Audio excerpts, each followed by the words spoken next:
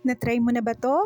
Kakaibang merienda pero pwede din pang ulam. Onion leaves lang nga ang ating kailangan. Tapos hihiwa-hiwain lang natin ito ng maliliit. Pang hinihiwa-hiwa ko nga ito, nag-iisip ako kung ano ba ang sarap na i-partner dito.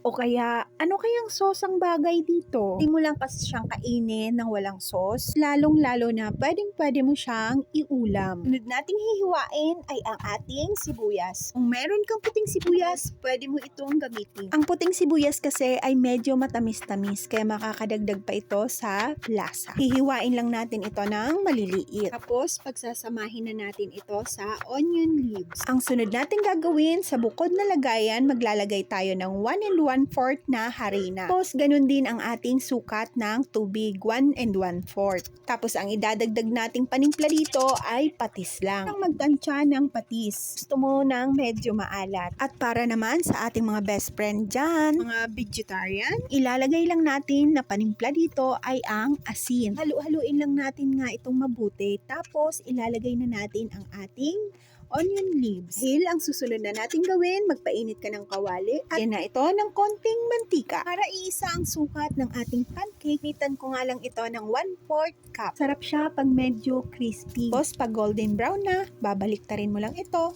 Friend, kung nagustuhan mo ang video ito, follow and share mo lang ako. Ayan, luto na. Kain na tayo. Follow for more video.